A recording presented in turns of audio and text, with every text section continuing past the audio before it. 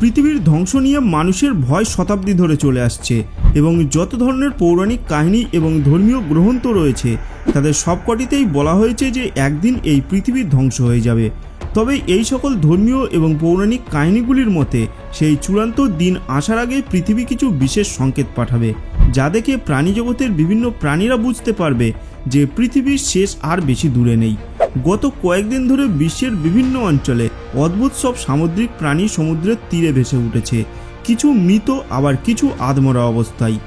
এই অস্বাভাবিক ঘটনা দেখে বিশ্বের বিভিন্ন দেশের বিজ্ঞানীরাও এখন গবেষণা চালিয়ে যাচ্ছেন, কারণ এটি স্বাভাবিক কিছু নয়। কয়েক মাস ধরে সমুদ্রে অদ্ভুত সব ঘটনা ঘটছে যা মানুষকে ভাবিয়ে তুলেছে। সোশ্যাল মিডিয়ার মাধ্যমে মানুষ আলোচনা করছে সে ফিরে এসেছে, কিন্তু সে কে, কিসের ইঙ্গিত দিচ্ছে এই অস্বাভাবিক ঘটনাগুলো?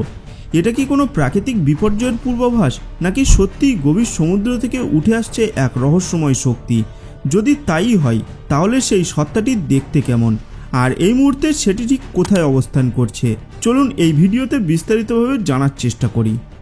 লিভিয়াথান নামটা হয়তো আপনি এর আগে কোথাও না কোথাও শুনে থাকবেন।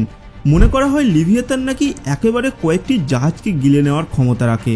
শুধু তাই নয়, তার নিঃশ্বাসে নাকি আগুন ঝরে। এক কথায় লিভিয়াথান হলো সমুদ্রের দৈত্য। এখন প্রশ্ন হচ্ছে, লিভিয়াথান কি সমুদ্রে জেগে উঠেছে?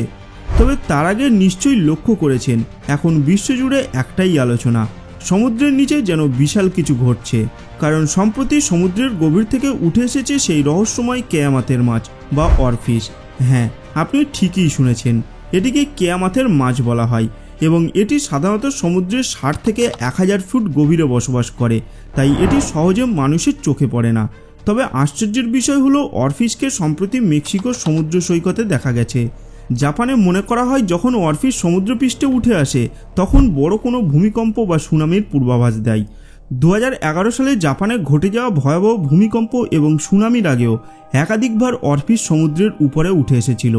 এবার শুধু জাপানেই নয়, বিশ্বব্যাপী বিভিন্ন জায়গায় এই কিয়ামাতের মাছ সমুদ্রপৃষ্ঠে উঠে আসছে। এর মানে কি সত্যিই কোনো বড় দুর্যোগ আসতে চলেছে, নাকি এটি অন্য কিছুর ইঙ্গিত দিচ্ছে? স্পেনে ব্ল্যাক সি ডেভিল বা অ্যাঙ্গোলার ফিশকেও সমুদ্রপৃষ্ঠে দেখা গেছে, যা সাধারণত 600 থেকে 4500 মিটার গভীরে বাস করে। কিন্তু সম্প্রতি ইতিহাসে প্রথমবারের মতো ব্ল্যাক সি ডেভিল সমুদ্রপৃষ্ঠে উঠে এসেছে এবং তার ভিডিও ধারণ করা হয়েছে। এটি এমন একটি মাছ যা সমুদ্রের অতল অন্ধকারে বাস করে, যেখানে সূর্যের আলো পৌঁছায় না। ভাবুন তো, এই মাছটিও উঠে এসেছে।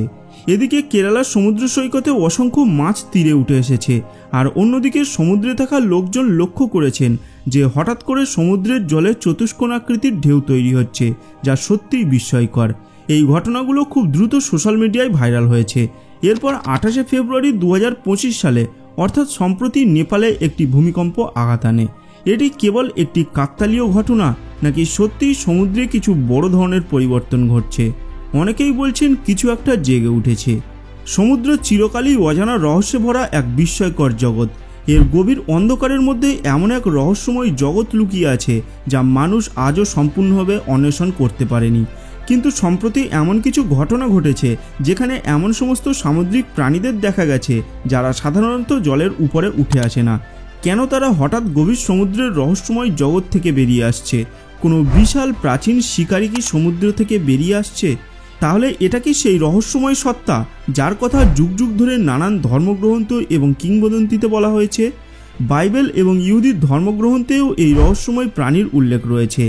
বাইবেলের যোব 41:34 লেখা আছে, তুমি কি লিভিয়াথানকে বড়শি দিয়ে ধরতে পারবে? তুমি কি তার জিহ্বাকে দড়ি দিয়ে বাঁধতে পারবে? তার নিঃশ্বাস থেকে আগুন বের হয় এবং তার চোখ যেন জ্বলন্ত অঙ্গারের মতো জ্বলে ওঠে। বাইবেলের ইসাইয়া 27 অধ্যায়ে লেখা আছে, সেই দিন জিহ্বা তার কঠোর তরোয়ার দিয়ে লিভিয়াথানকে ধ্বংস করবেন, সেই বিশাল সামুদ্রিক সাপকে যা কুণ্ডলী পাকিয়ে থাকে। এমনকি ইহুদি ধর্মগ্রন্থ তালমুদেও এর কথা উল্লেখ আছে। ইহুদি বিশ্বাস অনুসারে এটি একটি বিশাল সামুদ্রিক দৈত্য, যা কিছু ধর্মগ্রন্থের জলপ্রলয়ের কারণ হিসেবে উল্লেখ করা হয়েছে। অনেকেই বলছে গভীর সমুদ্রে থাকা অজানা প্রাণী দেখে তারা আতঙ্কিত হয়ে পড়েছে। তবে এখন পর্যন্ত আমরা বাইবেল এবং পুরাণের উল্লেখ দেখেছি, কিন্তু যদি বিজ্ঞানীর চোখে দেখা হয় তাহলে এটা কি সম্ভব যে এমন কোনো বিশাল সামুদ্রিক প্রাণী আজও টিকে আছে? দেখুন, সমুদ্রের 80% অংশ এখনও অন্বেষণ করা হয়নি। 2020 সালে বিজ্ঞানীরা সমুদ্রে এমন কিছু প্রাণীর খোঁজ পান যাদেরকে আগে কখনো দেখা যায়নি। এর মানে সমুদ্রে এখনও বিশাল কোনো অজানা প্রাণী থাকতে পারে, এমন সম্ভাবনাকে আরও দৃঢ় করে। বিশ্বের সবচেয়ে বড় হাঙরের প্রজাতি মেগালোডন, যার দৈর্ঘ্য ছিল 15 থেকে 18 মিটার এবং এর সম্পূর্ণ বিলুপ্তি এখনও সন্দেহজনক। এখন চলুন একটু কোলাকান্ত মাছের সম্পর্কে জেনে নেওয়া যাক, যা ডাইনোসরের যুগের একটি মাছ ছিল। বিজ্ঞানীরা মনে করেছিলেন যে এই মাছ 6 কোটি 60 লক্ষ বছর আগেই বিলুপ্তি হয়ে গেছে, কিন্তু 1938 সালে দক্ষিণ আফ্রিকায় এই মাছটি জীবিত অবস্থায় পাওয়া গেছে। তাহলে কি এটি এখনও কোথাও জীবিত থাকতে পারে? এই সব থেকেই মানুষের মনে প্রশ্ন ওঠে, তাহলে কি লিভিয়াথান এখনও কোথাও জীবিত থাকতে পারে? বিজ্ঞানের দৃষ্টিকোণ থেকে এমন কোনো প্রাণীর অস্তিত্ব সম্ভব নয়, কারণ যদি এত বড় কোনো প্রাণী সত্যিই বিদ্যমান থাকতো তাহলে কোনো না কোনোভাবে এটি মানুষের নজরে আসতো। অবশ্যই কোনো বড় ঘটনা ঘটতো যা আমাদের সামনে প্রমাণ হিসেবে উপস্থাপিত হতো। কিছু মানুষ মনে করে যে লেভিয়াথান আর্কটিক মহাসাগরের আশেপাশে লুকিয়ে আছে, আবার কেউ কেউ মনে করেন এটি বারমুডা ট্রায়াঙ্গেলের গভীরে অবস্থান করছে। তবে এখনও পর্যন্ত এমন কোনো ছবি বা ভিডিও প্রকাশিত হয়নি যা প্রমাণ করতে পারে যে সত্যিই এমন কিছু আছে। তবে একটি বিষয় আমাদের মাথায় রাখা জরুরি, যে সমুদ্রের 80% অংশ এখনও মানুষ পুরোপুরি অন্বেষণ করতে পারেনি। সমুদ্রের গভীরে এমন একটি রহস্যময় জগৎ লুকিয়ে রয়েছে যা মানুষের কাছে আজও এক অজানা অধ্যায়। কিন্তু একবার ভাবুন, মানুষ আসলে এখনও পর্যন্ত সমুদ্রের কত গভীরে যেতে সক্ষম হয়েছে?